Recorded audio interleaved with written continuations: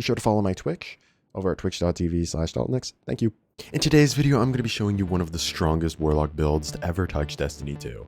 This build will have almost 100% uptime on restoration for you and your teammates, as well as always keeping the powerful buff Radiant up 85% of the time too. Key part of this build is the new Warlock exotic, Speaker's Sight. This new exotic helm transforms your healing grenade into this healing turret that will fire off orbs that will heal you and your teammate. This turret will last for roughly about 15 seconds and fire off a healing orb every 2-ish seconds. This helm also makes it so when you heal allies, it will spawn an orb occasionally. This orb can create some pretty powerful stuff whenever used correctly, but I'll get into that a little bit later. Let's take a look at our aspects. Our first aspect and the most important one is Touch of Flame. This will enhance our healing grenade, have restoration times 2 over the restoration time 1.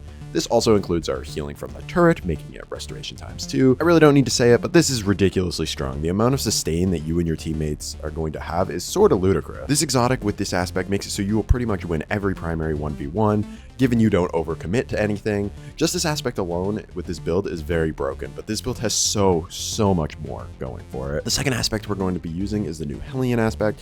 This aspect makes it so whenever you cast your class ability, you will spawn a Fire Soul. This Fire Soul will shoot out flaming projectiles that will scorch targets, but the damage honestly isn't really the main reason to run this aspect. This aspect is going to help us pretty much have 100% uptime on all our abilities. We'll be doing that with our fragments. The first fragment we're going to be running is Ember of Benevolence. Benevolence will make it so you will have a 400% increase to your abilities regeneration rates for all 3 abilities for 3 seconds whenever you heal an ally. Well, seeing as your turret lasts 15 seconds and will be sending out loads of healing orbs, you're pretty much going to have this buff non-stop. Just from the turret healing alone, it will make it so you pretty much get your grenade back all the time, but it also gets your melee and class ability back even quicker. The class ability we're going to be running is Phoenix Dive, which will also cure you and your allies, giving you another way to keep the benevolence up, also spawning the powerful Fire Soul, the Hellion, every single time you do so. Just before we get into the second fragment, if you are enjoying the video, please consider subscribing as well as leaving a like. It does help out with the video a lot. Thank you so much. The second fragment you're going to be rocking is Ember of Searing. This will grant you 300% class ability regeneration rate for 3 seconds whenever you scorch a target.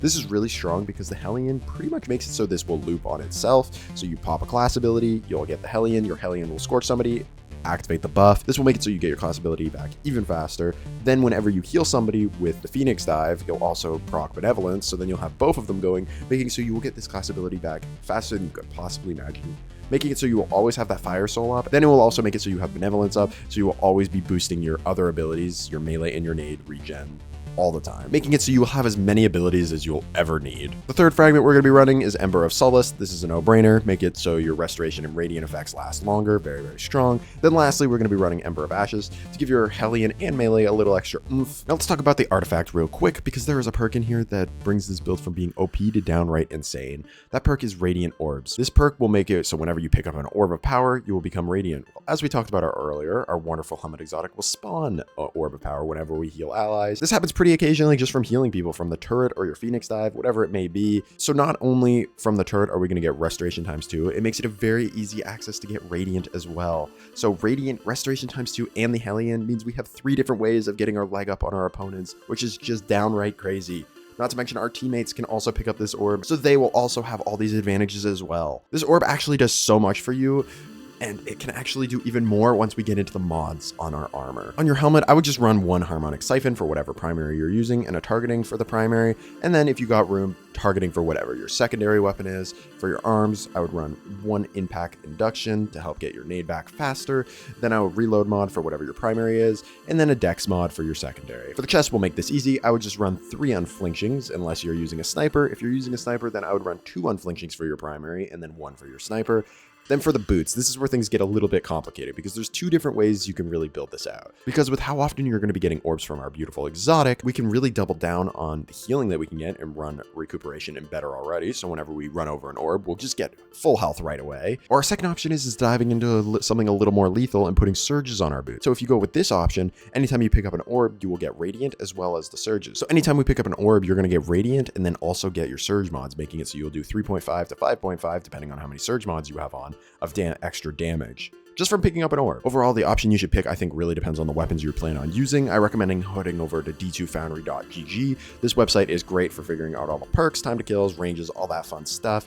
So you can just look at whatever weapon you're trying to use and just see if the Radiant and Surges actually does anything for you. If it doesn't really do anything for the weapon you're trying to use, then go with the healing option. If it lowers your time to kill or the forgiveness by a good amount, go with the damage option. Either way, no matter what boot mods you go with, it is crazy. Then lastly, the bond, I would go with 1 Reaper, 2 Bomber if you're using the healing option on your boot. Then if you're going to use the lethality option, I would go with 1 Reaper, 1 time dilation, and 1 powerful attraction mod.